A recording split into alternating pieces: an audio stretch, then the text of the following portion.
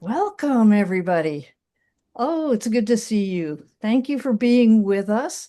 Today is April 16th, 2026, and we have a very special Edgewalker Cafe today for all of you creatives who've walked into this sacred space with us. And each one of you is a creator, is creative. It's my great pleasure to turn the space over to Lynn Durham. Amy is one of our Edgewalker facilitators. Several Edgewalker facilitators are here in this group today. And other people and new to our Edgewalker community, we welcome you. And those who've been with us for a long, long time, I'm so glad you're here. This community is really important to people who have a strong spiritual life, who have a strong creative life, who may not fit all the time in the mainstream. And you belong here. We understand each other and our uniqueness, our special gifts. So we're so glad you're here. And Amy, I'm so glad you're a part of my life and work. You've made a difference to me and to so many others with the way you hold space, with your energy, with your entrepreneurship and your creativity. And you have brought Rachel Efron to us. So I'm going to turn the floor over to you and let's go. Thank you. Thank you, Judy. So fun. So fun. I'm so excited for today because we're going to talk about one of my favorite topics, creativity. And before we get into all of the things, I want to share a little bit about Rachel and her background with everyone. Rachel Efron is an Oakland-based songwriter producer. She released four full-length albums of original songs in her signature jazz-tinged art pop style and toured extensively on both coasts. She produces song-centered albums for artists ranging from pop to jazz to folk to rock and has a particular affinity for working with developing artists. She has written songs for artists as diverse as R&B legend Narada Michael Walden and stadium rock band Journey. I loved that one because we always see a Journey cover band at a winery we go to, my boyfriend and I. So I had to get into what song Rachel wrote for Journey. In 2011, Rachel became obsessed with helping other artists write songs. She taught songwriting at the Berklee Jazz School for 10 years, gave countless talks and workshops for various art organizations, started Songwriting Salon, an incubator for committed songwriters, and is a premier songwriting coach for artists around the world. In 2022, Rachel recognized the more extraordinary calling of helping artists and others access greater creativity in their lives.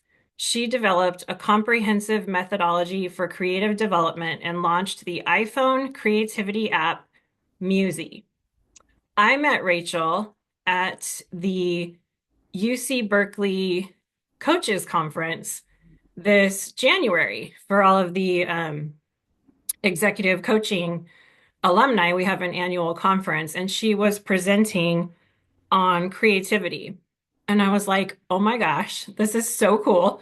We took the quiz in her app and we got a spark, which we'll show you later. And I just had this moment of realization listening to her speak that this is really the root of everything is creativity, problem solving, innovation, um, and it's much deeper than I think some people see it on the surface. Maybe not edgewalkers, but yeah. So Rachel, thank you for being here, and thank you for coming here to share your ideas and your resources on creativity. Yeah, I'm so happy to be here. Thank you, Amy, for inviting me. Thank you, Judy and Amy, for having me. Really happy to Yeah, talk to you all this morning. yeah. Okay, you sound a little faint, Do I still? yeah, just speak up a little bit louder so we can hear you good. Okay. But you're Wait, is very that soft okay? spoken, so it's fine. I am. Um, yeah. The whole thing. Okay. So I want to start off with you kind of sharing what inspired you to build the 5 resources of creativity and Yeah. what they are, and let's kind of get into that conversation so everyone here in the cafe can learn what you've identified, um, the areas that we can resource creativity in. Sure. Yeah. Can you guys hear me now? I was just trying to. Lewis can't hear me. You Well, want to that's speak? not true. No, no, no. I can hear every word. It's just that it's like you're talking It's like this. Can you hear me?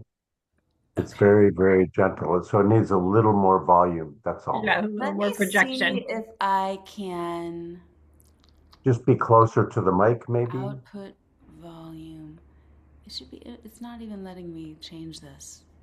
Why And you can't, get closer to it. oh, let me try this. How about that? Is that better? Way better. Great. There. Okay. That Yeah. that Good. was my technology achievement for the day. That was it. I'm just going to coast through the rest of my day. Okay. I believe the question was about the 5 resources for creativity. Yeah, I'm like, Celebrating we're me. going right in. Okay. Okay. All right, here we go. So yeah, like Amy said, I I started just as a singer-songwriter myself, and then that led me to helping other songwriters develop their songs. So I worked as a songwriting coach for like 15 years. So working with all of these songwriters, sometimes locally, sometimes virtually all around the world, I realized a whole lot of the work I was doing with them was about music. It was about chord changes and melodies. But probably half the time, what we were working on wasn't music specific at all. It was just about helping people access creativity. People, when they're trying to be creative, they have a habit of coming up with these stories about why it's not working. Like, oh, I'm blocked, or oh, I'm just not creative. What I started to realize is that what's truer is that they were under resourced in something, in something. I started putting it together. So, in my conception of creativity, there are 5 essential resources for creativity: inspiration, courage, discipline, rest, and connection. Each one of these means a very particular thing to me in the realm of creativity. But what I found again and again is if someone's not creating, they're depleted in one of them. They're depleted in inspiration, they're depleted in courage, maybe they're depleted in rest. And if you get people resourced in all 5 of these areas, they can't help but create. I'm convinced at this point that creativity is our natural state. And when we're resourced for it, it does flow. Amy, do you want me to get into specifically what the 5 resources mean? Yeah. Yeah. I don't know if anybody here in the cafe um took the creativity quiz that we posted in the newsletter, but if you scroll to the beginning of the chat, after this, we dropped the link to the app and you can take the quiz and you'll get your spark that shows you. And actually, I'll flash a picture of my spark for Amazing. everyone to take a look right now. And you can see when I took this, let me know if you can see it. Okay. Yeah. Um, I was like, oh, it wasn't this perfect 5-pointed spark. My rest was shorter. So I was under resourced in rest. And that wasn't really a big epiphany for me. Like, okay, I took a quiz and I know I need rest, right? I'm like running around doing all these things. But what really made the connection for me when I took Rachel's creativity quiz in the Muzi app was how it's depleting my creativity. Yeah. And I was like, wow, like just like that connection there did something for me. And it kind of gave me more permission to rest because I had a deeper understanding that I would be able to create more things. Just that visual alone, Yeah. just did something for me when I took it. So Rachel, yeah, take it away. I have many more questions, and I'm sure everyone will, but yeah. Oh, it's so great to see your spark up there, though. I love that. Yeah, it's a real thing. It's like when you see yourself, your creative terrain depicted like this as a shape, and you see an asymmetry, it gives you permission to feel that asymmetry in yourself. And you're like, oh, wow, I am tired. And that is an asymmetry, and that does prevent me from creating my best. I have a very similar spark to you, Amy, and I'm someone who doesn't give a lot of credence to rest. But when I see that, it's like, oh, okay, no, it's my responsibility to rest if I want to do my best creative work. Yeah. Yeah. Okay. So I'm going to speak to these 5 points just so that we have sort of a shared vocabulary here today. So inspiration is a really interesting one. Inspiration feels so magical, right? It feels like, oh, I got struck by lightning. But that's kind of a dangerous conception of it, because then we walk around thinking, oh, I hope I get struck by lightning again someday. It's like we feel kind of passive, like it either happens to us or it doesn't, and there's nothing we can do.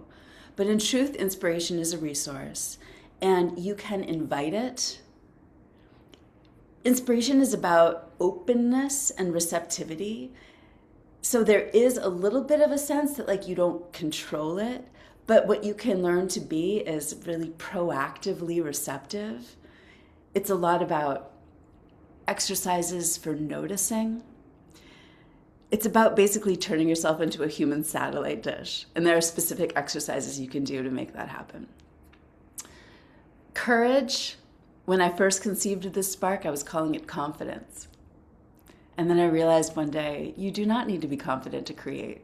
And if you think you do, you're going to spend your whole life trying to become confident. You're never going to get around to creating. The important thing for creativity is that you learn to coexist with whatever self-doubt you have. You learn to recognize your inner critics and give them a little less credence. The way I define courage is you create anyway. No matter what, you create anyway. Mm. Discipline's a really cool one. We're so mean to ourselves about discipline. We think it's a character trait, right? Oh, I'm just, primordially lazy. But it's actually a resource like the others.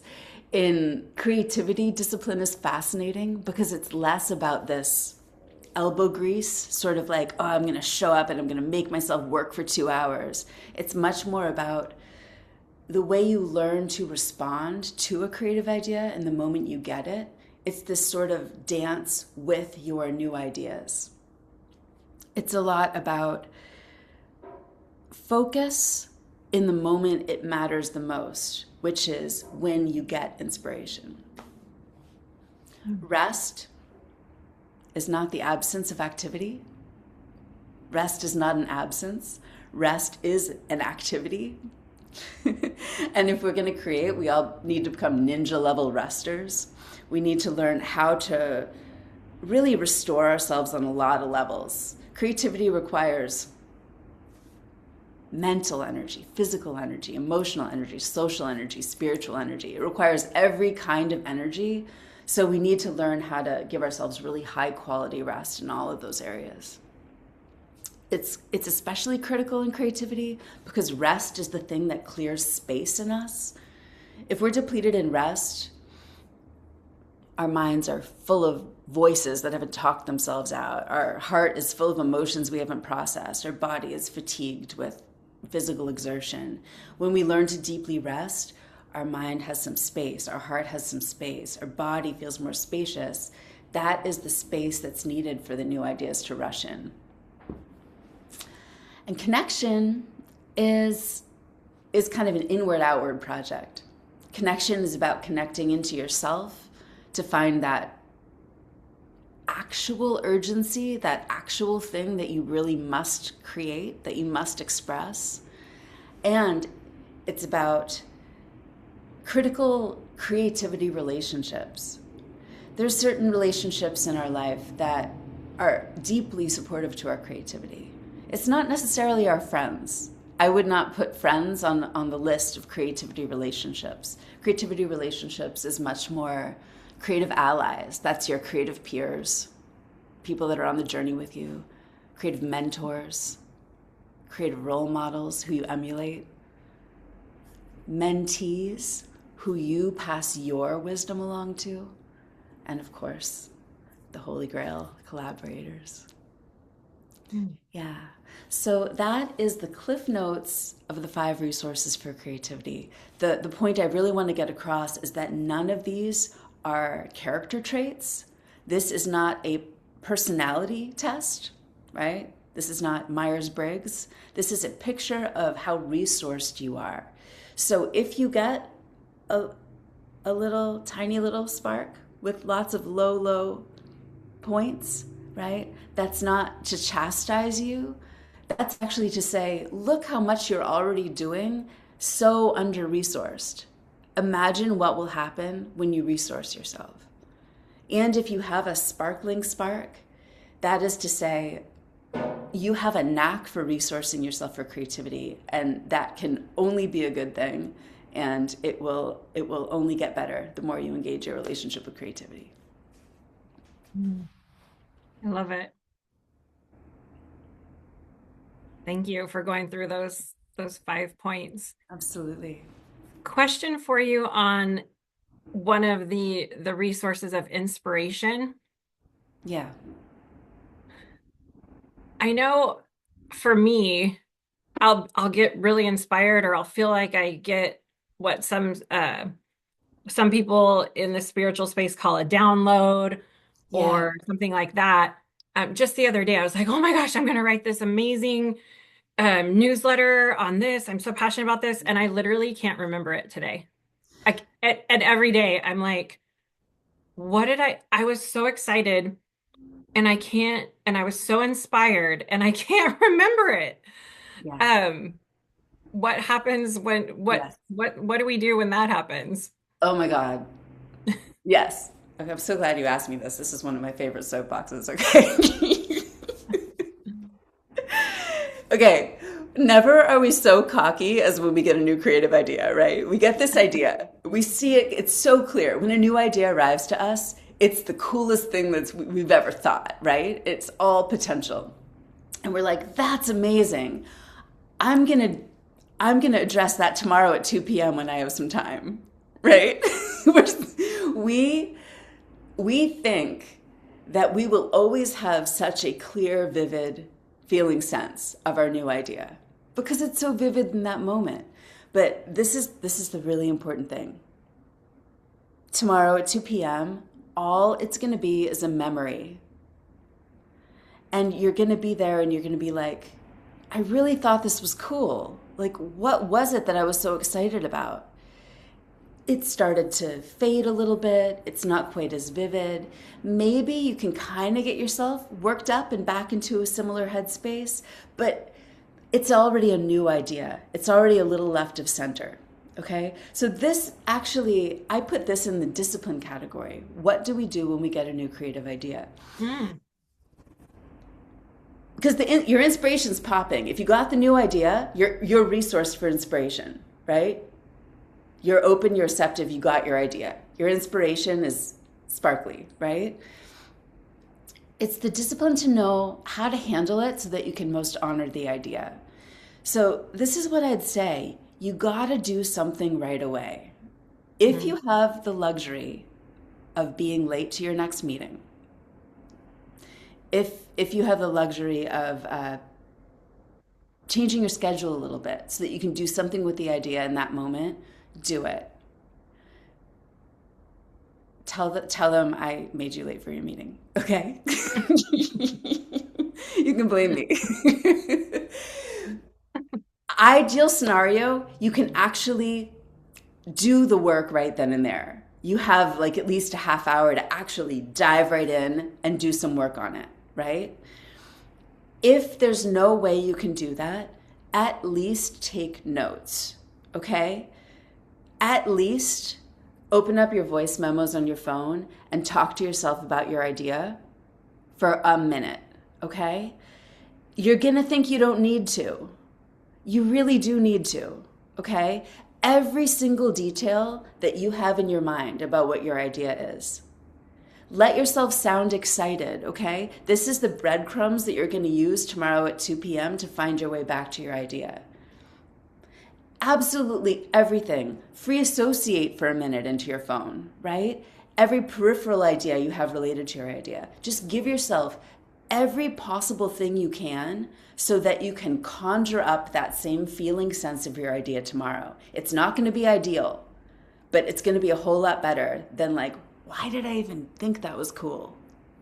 Does that make any sense? Yeah.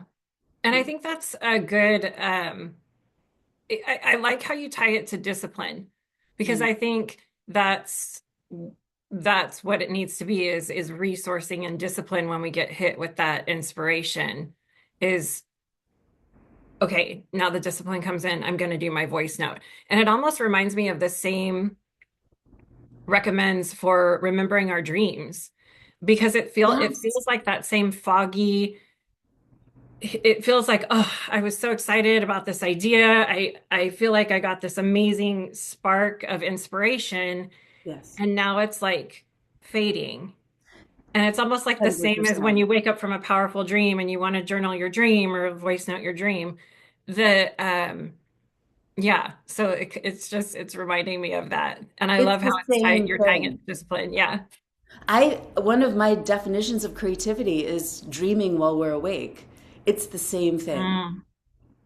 What do you think that is when we're hit with a piece of inspiration?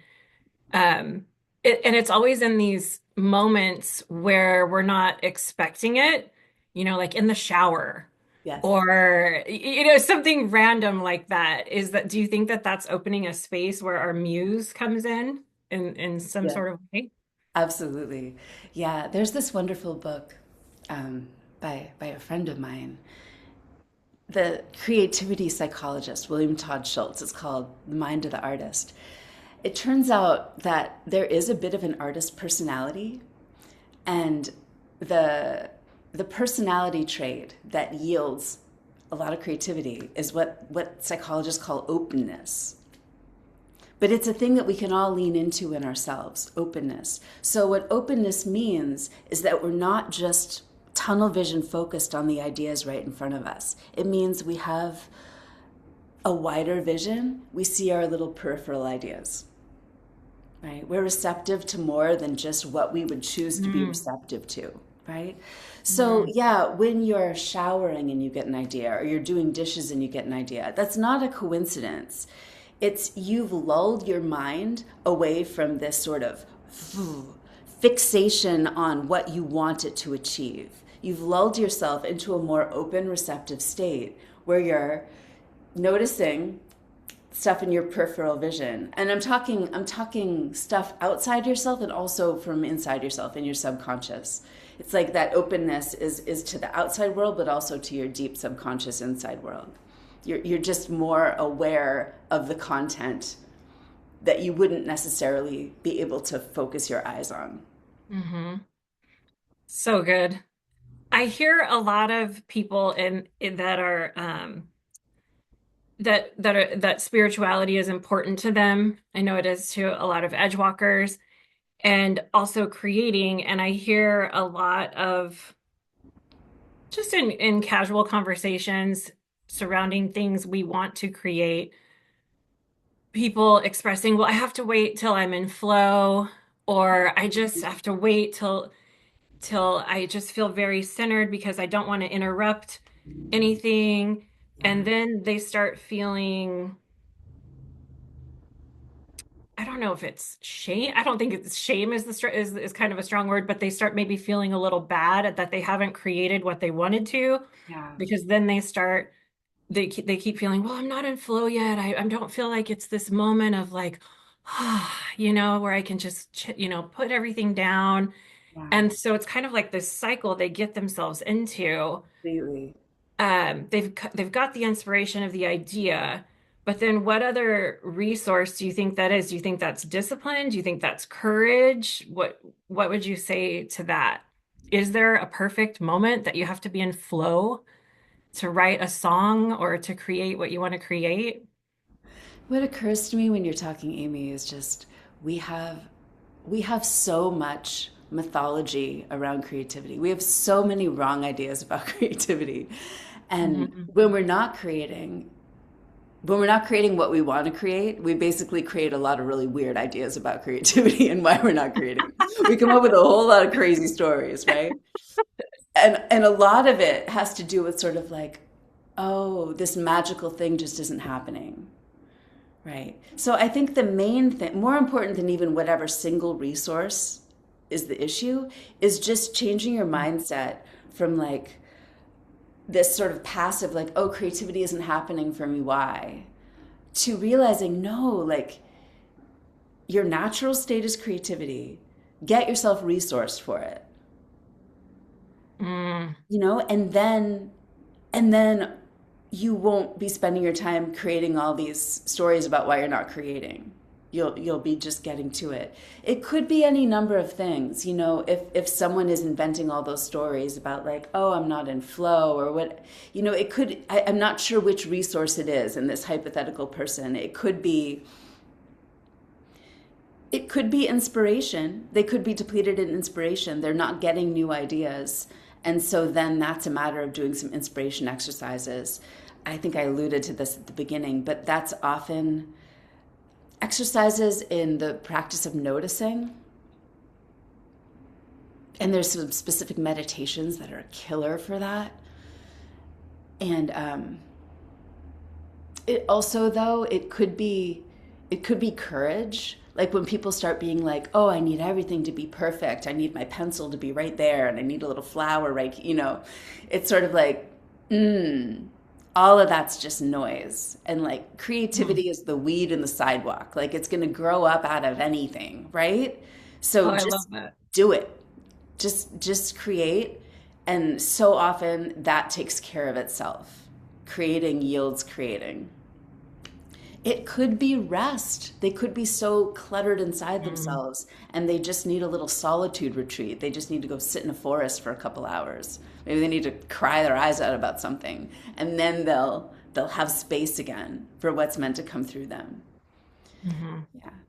Yeah, and you know what else occurs to me is some of the most beautiful things, if somebody's in their head surrounding that idea, some of the most beautiful things that have been created have come from angst and heartbreak and Yeah. the human experience.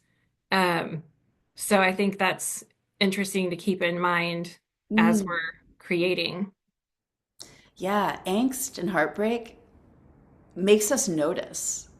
It's almost an inspiration exercise in and of itself. Like when we feel awful, we notice, right? I think we can create from joy too, but when we're joyful, we often just kind of frolic around. We don't notice it as much. But sadness really slows us down, right?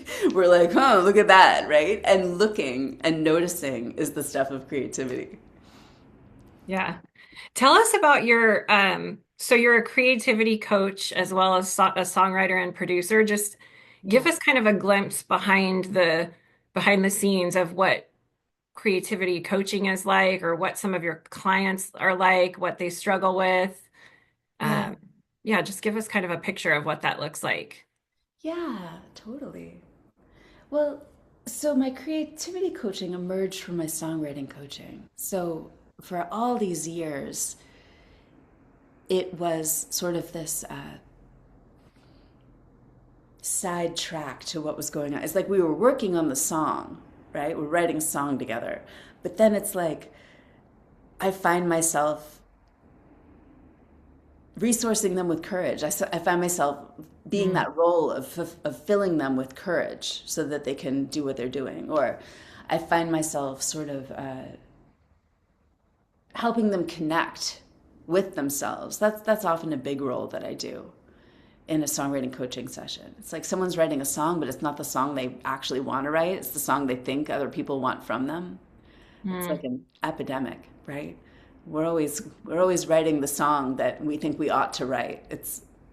We're so mean to ourselves with songwriting, but it's like helping the songwriter be like, you don't really get to choose what songs you write. You have to really write the song that feels actually urgent inside you. And I'm sorry it's this like petty disagreement you had with your partner yesterday, but that's what's on offer. So we're going to have to write that one. It's like helping people actually connect with what's inside them on a given day because that's their song to write. So I would be helping them write a song, but really what I'm doing is helping them connect. So then from that, it was sort of like, oh, I'm helping people with connection and inspiration. And the song is almost like the symptom of it, right? The song is this fun musical byproduct.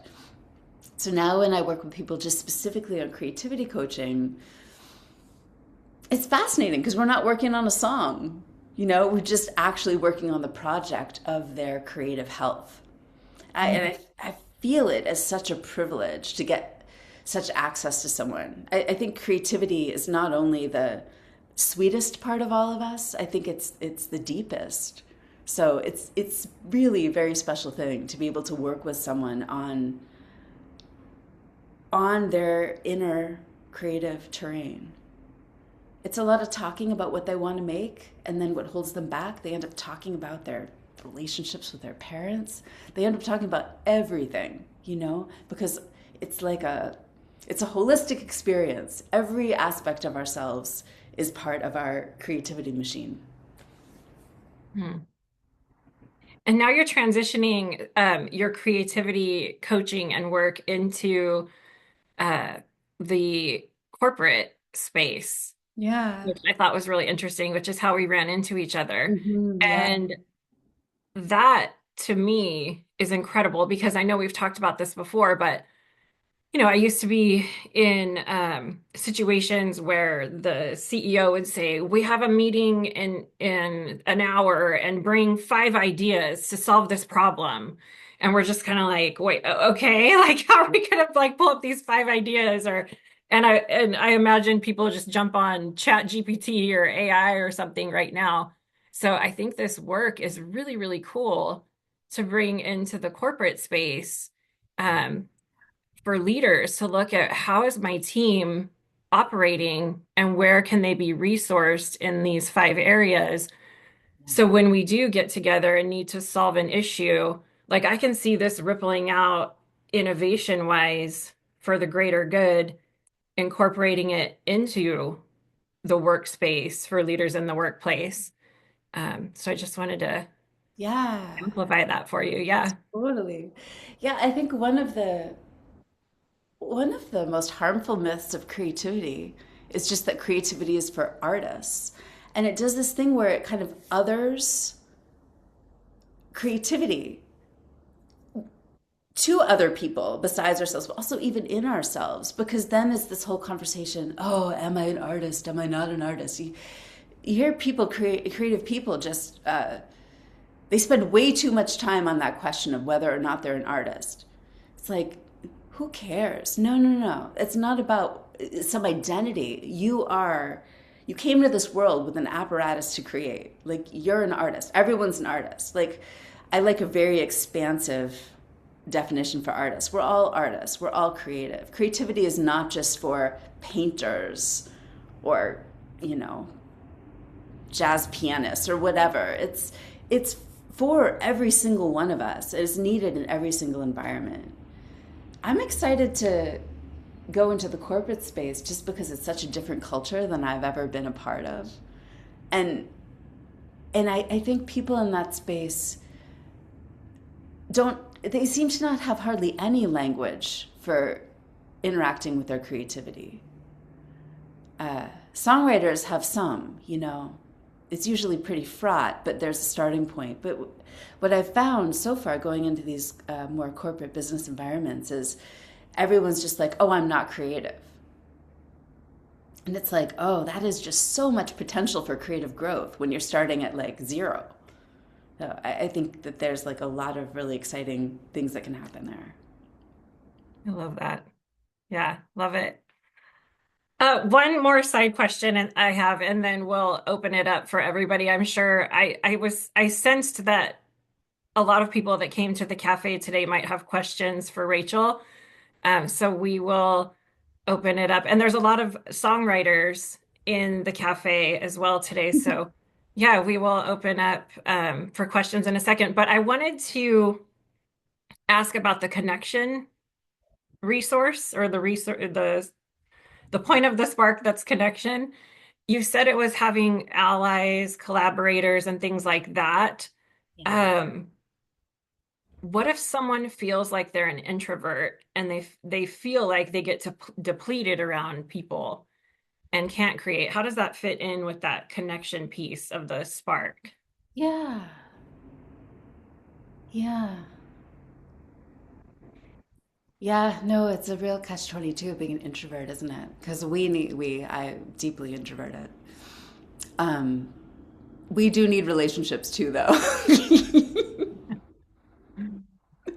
Unfortunately.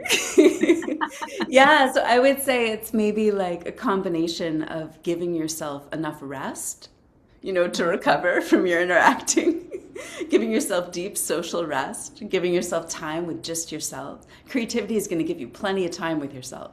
You actually need to sort of cherish solitude to create because you need that time to attune and connect to yourself. But but yeah, even an introvert who wants to create is gonna need to have a couple great creative allies. That's a couple people that they can just rap with about what's going on with their creative process. They're gonna need a mentor, They're gonna need someone to be like, oh my God, I'm lost. What do I do? They're gonna need a role model. That's a fun one for introverts because we don't have to actually talk to them. Just listen to a speech they gave. You're going to need a mentee, right? So that you get to feel your own wisdom. Mm. And yeah, find little ways to collaborate. Collaboration, because it is sort of like this holy grail creativity relationship, we tend to think, oh, collaboration means I start a band and I go on tour, right? We raise the stakes so high and then say, oh, no one will collaborate with me. But you can find tiny little ways to collaborate with people all day long. And that just sort of like greases the wheels for the bigger collaborations to come in. So think of collaboration almost as a practice. Like, ask your friend what's the cutest picture on your camera roll. Like make lunch with your partner. Mm. Just find little ways to include people in your creative process, and find little ways to sort of in a cute way insert yourself in other people's creative process. And then that's going to start to build that feeling sense of like I create with others. That's so good for your feeling of connection. Mm. And I love how you just said these little magical things like making lunch together. So it doesn't have to be Mhm. like you're in some room like we're collaborating Right. today and like, going Yeah. back to adding that pressure, I think that we don't need, Totally. No, right? we gotta practice collaborating all the time. It's important. Like if you practice collaborating by like redecorating a room with someone, then you're gonna know the energetics of it. You're gonna know how to listen and offer and play together. Collaboration is play. It's like remembering what it was like to be in the sandbox, right? When you're like inventing worlds with another 8-year-old. That's what collaboration is. And if you're doing it all day long in tiny little ways, you remember that so that when you have a capital C collaboration where the stakes feel high, you still play. You don't get serious, God forbid. You still just play and enjoy it and throw ideas out. Yeah, yeah, Yeah. And I would imagine it leaves you open to those inspiration hits that come in, like you were talking about earlier. yeah, So yeah, yeah. anyway, I just really love talking to you and I so enjoy this conversation. Me too, Um, Amy. Thank you for these like generous yeah. questions. I want to open it up to everyone that has joined the cafe to come off mute, whoever wants to ask Rachel a question or just make a comment about our conversation today. Oh, I see some questions over here. Yeah, Oh, question from Lynn and a question from Ellis. Lynn, would you like to speak your question? I don't see Lynn's. I can also find it. Yes, Oh, I am. there, that's Thank you, Lynn. Judy. Yeah. I am from the chat, you can see I am a legacy, intuitive, creative, musical author type from my mother's Mm. lineage. Very honored to have that. Creativity is easy for me. When I was in graduate school, I thought I wasn't very creative. I thought it was for artists only, like you said. But Yeah. mother said, mother, the musician, said no. And she listed all these ways I was creative, and it just opened me up completely. And so now, decades later, I just have this pouring through me all the time, being spiritually guided. And so my issue is balancing and managing all of this. I have the work, the positive leadership work, I have my dancing, my dance performances, my choreography, my singing as an amateur, and then all my professional work. So it's like when to work on what and how to balance all the time needed. Right now, I'm working on 10 application systems manuals for my pioneering work in positive leadership. And I love it, but there's so much creativity. It's like, okay, now there has to be practical implementation here. And how do I balance all of that? So it's a time management issue. I love it. I mean, it's a happy problem if you want to put it that way. But still, it Yeah. takes discipline in a very precise way. And I'm still, after all these years, I'm still working on that, because the more I open, the more creativity comes through. And then the more I have to manage and implement. It's a lot. I completely Not a relate to what complaint, you're just a saying. fact. Yeah. Yeah. And that's fascinating. We could just leave it there. Do you want me to try to speak to that? Or I also just really like it as an observation. Any tips Yeah, on tips. in the discipline area, I how see. to balance the different types of creativity and manage that better in my life? Yeah, okay. I want to say something and then I want to actually ask you a question before I fully answer. I really Sure. relate to what you're saying as someone who has like trained herself to just be wildly open at this point, and there's so much coming in and there's so many different things I'm doing. And and sometimes I get kind of seized up with it, like, oh, this is just so much, right? And I can just tell you that part of that in myself is like when I relax, I realize, oh no, it's actually okay. Like I am strong enough for this much creativity to flow through me. And like I only get seized up when I start telling myself it's too much. But actually, I have a whole lot of capacity to do a whole lot of stuff. And as long as I'm Mm-hmm. really passionate about everything I'm doing, for me, there's not a problem. So I just want to ask you a question. Is it what is the problem? Do you feel like you're getting behind in some of your work, or is it just like a concern that there is so much you're doing, and is it sort of like is this okay that I'm doing this much? I love your phrase wildly open. I feel like I'm infinitely open because of Sounds like it. many years of metaphysical and spiritual and professional training. So I that's not an issue.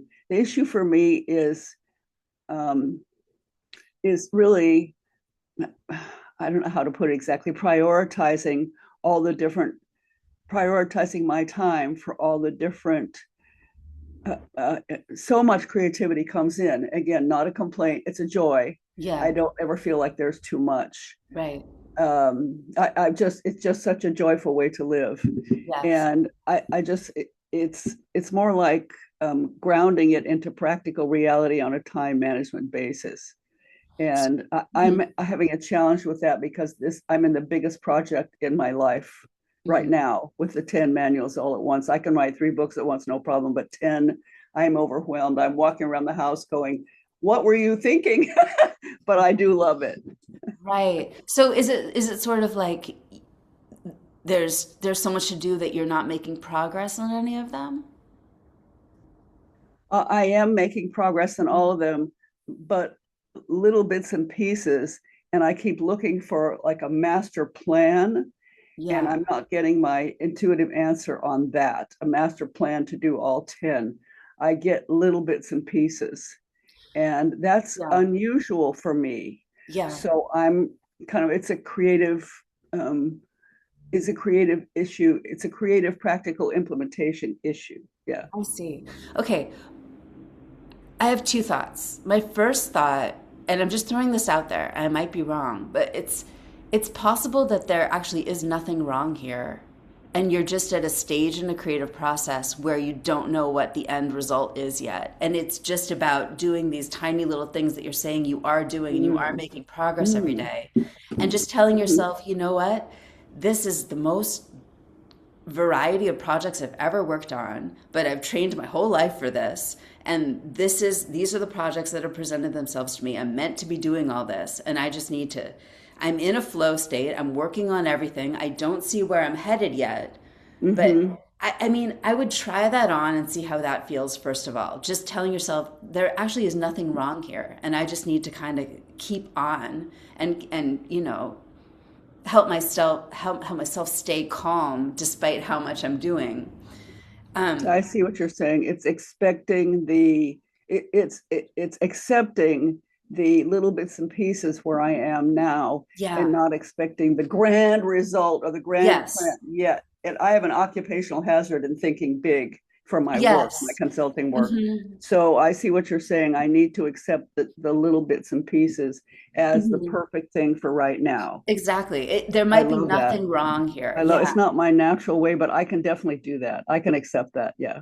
totally. Yeah, it's this is the thing I notice with very creative people, right? It's like we do have big grand visions. We feel and we see big. And that's a beautiful thing about us. But there's not Right. a lot of room for that. That's not actually very helpful at the beginning of a creative process, which is just about what's my next step? What's my next step? And the grand vision or the feeling that we need it can almost take our eyes off the work because it's like keeps our eyes up on the horizon when the work is right here, right in front of us. Exactly. Yeah, That's extremely helpful. I can, instead of asking for guidance on like my big plan, I can ask for guidance on what is my next little step I love it. right there. Yeah, And then I'll get answers for that. yeah. That's very helpful. Yeah. Okay, cool. Then we'll just stick with the Occupational first hazard. option. I won't even Well, go into the clients need second me to option. think big, and I'm honored to be able to do that for Yeah, them. But this is not that. Right. right. I got it. Yeah, Thank you. That's very helpful. you're so welcome. Second Any other? option. There was Yeah. another question I saw that Yeah, was Oh, see, yeah. let's go out of order here because George just has a question and he needs to leave in a minute. But we also have Ellis and Craig have questions or comments too. Oh, and Paul. Okay, so all right, we've got a lot of energy here. That's great. But George, why don't you go since you need to leave?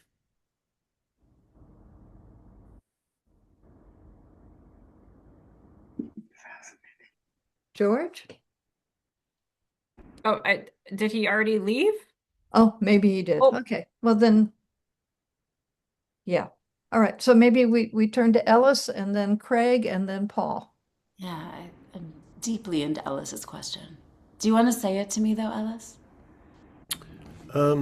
Yeah, I've always noticed that that syndrome of when my mind is at rest, I'm not asleep, I'm awake, but I'm not focused on anything like when I'm in the shower, when I'm driving, when I'm in some liminal state like waking up or something, that I get ideas. And you you talked about it being a state of openness. And I know that it's not one of the five resources that you mentioned that it came from the Mind of an Artist book.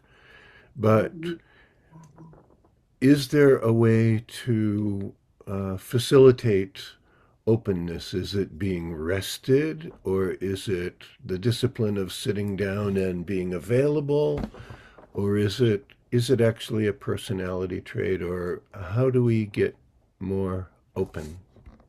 I love that question. I had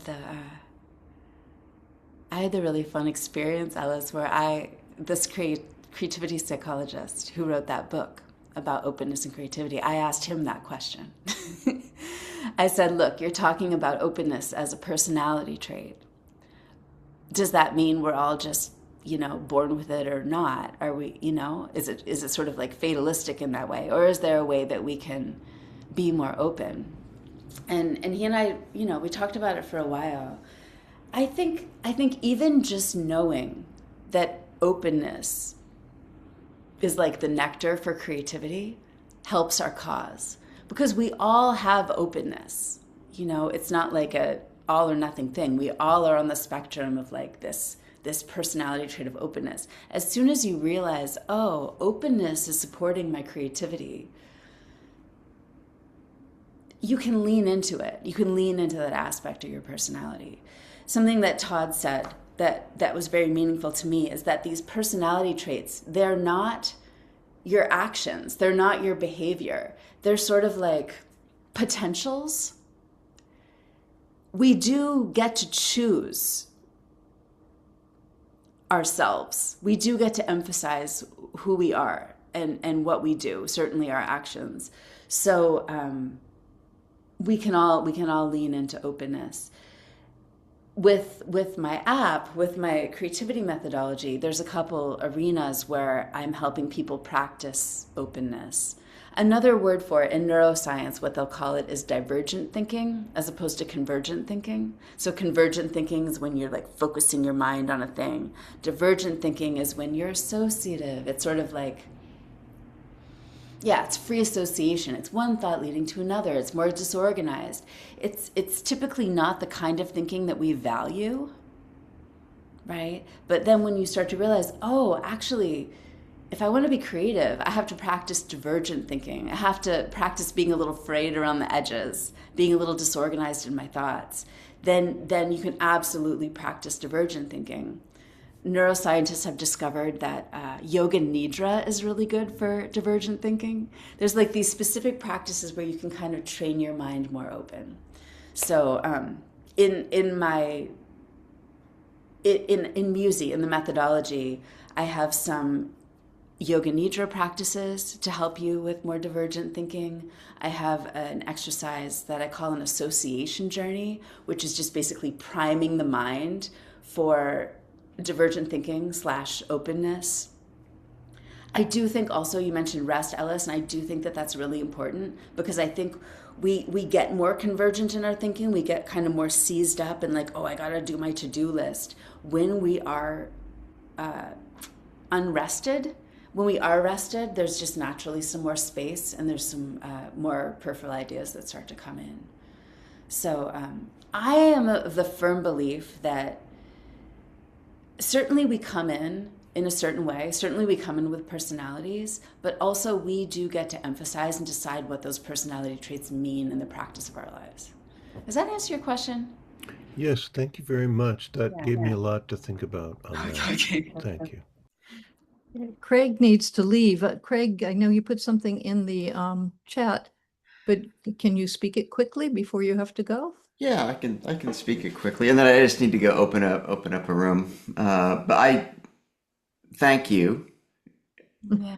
for the reframe of discipline, because I sort of I think about I'm at my most creative between 9 a.m. and 11 a.m. every single day. We've heard that thing from like disciplined artists, and it's like, that's probably never going to be me. And so that idea of maybe discipline looks more like, what I heard was discipline maybe looks more like thinking about, oh, this is how you operate. And so operate that way. Yeah. I like that. And so for me, it was like, okay, maybe just leaving more room. Because, I mean, for me, discipline and rest are sort of at odds. Because for me, I'll be like, all right, I got to write this article. And for me, I'll sit down at 10 p.m. Yeah. and by 3 a.m. I'm done. And it's good. Yeah. But then I'm toast for the next couple of days. Right. But that's how I've been since I was a kid. So maybe that's just how it is. It's okay to have rhythms, to have your little creativity circadian rhythms and know yourself. It's a good thing.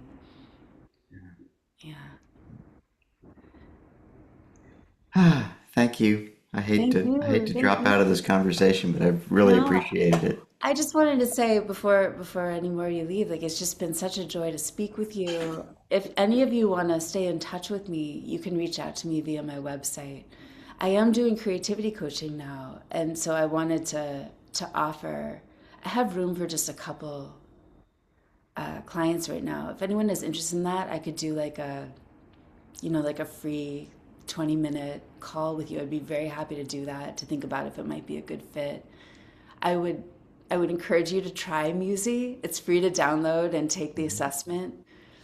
And yeah, just thank you so much. It's been really joyful to speak with you. Yeah, I'll absolutely check that out. Thank you all. Thank you, Craig. So Paul, you Also, had your hand up? Sure. Yeah. Thanks, guys, for putting this on. New to Edgewalkers, I just came Mm, across Rachel's stuff yesterday. I'm just getting on LinkedIn and happened mm, upon a post on creativity and saw that you had songwriting and music in your mm. background as well. And so there are a lot Yeah, of parallels to the work that I'm trying to do. It's yeah. actually similar in a way too, because I was starting focusing on helping people who are kind of closeted musicians get on stage, which is something that Yeah. I've just done in the past year, but then realized that there's a much deeper uh, layer, which is related to creativity, but it's what's been touched on here a lot, which is the structure of the creative process and like actually Hmm. doing the work and Hmm. starting a YouTube channel, being consistent on whatever kind of platform or newsletter or whatever it is. There's Yeah. kind of a back end to that that is applicable to any kind of creative endeavor. So anyway, it really resonated with what you had to say. And actually, that was kind of my question, which is what Ellis was speaking to, which I just want to flag something that I think it was Salvador Dali and Thomas Edison had this habit of like a practice of sitting in a chair and kind of getting into a nap state, holding like a key over a plate in their hand. Huh. So like as soon as they would get to that sleep state, they would drop the key and that would wake them up and they'd be in that kind of liminal space to try to harvest creative ideas. Wow. So I that just thought I would share that. That's But fascinating. isn't it though? Yeah, So, it's like is that where like the Dali painting with the melting keys came oh, from? it's a good question. It could very well be. It reminds me of Inception too, like breaking themselves up with the chairs. Right. That's great. But yeah, one of the things I've been wrestling with, and I think it's probably a lifelong, dichotomy, is between the structure and the freedom of the creative process. Yeah, And I've definitely yeah, found a lot of benefit in having more structure. When I look at yeah. my spark, is kind of the inverse of what Amy shared, where the Mm. my rest is healthier, but my discipline is kind of on the shorter side. And so the more I exercise discipline, and Stephen Pressfield talks about this in Yeah, his book Turning Pro, where rather than letting the muse be the one who's deciding when and where your creative process is happening, kind of instructing or training or developing a relationship with the muse to say, hey, you know what, tomorrow at 9 o'clock is actually the time for our creative time. And I've found that that's been really helpful for me, like just mhm, committing yeah, 2 times in the morning, which historically were not my mm, most creative times. yeah. So I guess my question is around that and things. I'm trying to get back into my songwriting a little bit more too. And I know some songwriter friends of mine have goals, or they'll try to write something every day, or they'll try to write a Mhm, song a week, yeah. or they'll try to write a song a month. So I'm just curious about your take on this, you know, let creativity come, and have the discipline in the moment when it does strike, Yeah, versus being a little bit more proactive about setting yeah. goals or setting schedules and things like that. I love it. Both are important. I'm emphasizing what I call responsive discipline because that's the one people often don't think about, like what you do when the idea comes, right? That's why I was talking about that one earlier, responsive Yes. discipline. But this kind of discipline that you're talking about, that more proactive kind, that can be very, very important too. And it sounds like in your case, it's completely would be so supportive to you. there is so much freedom and structure, right? Yes. Creativity Well, is, it's like the rhythm. It's like the rhythm of music. yes, exactly. It's the time signature. Yeah. It's the container inside of which we create, right? 100%. Yeah, creativity is, I think part of why it can feel so daunting to people is because no one's telling you, there's no structure. There's no structure provided for you at all. You're just in outer space, right? And you're like, what do I do? Like, there's no gravity. So we have to, as creators, give ourselves the structure so that we feel kind of safe. So we have the Mm. proprioception to feel ourselves in space so that we can create. So I would say absolutely, before you write a song, before you do anything, like create some structure for yourself so that you can relax into the structure and then create. So if that's saying, I'm gonna show up at 9 a.m. every morning, give yourself that 100%. If it's making a commitment to yourself, I'm gonna create every day no matter what, do it. And when you turn off your light at night and you haven't created yet, turn your light back on.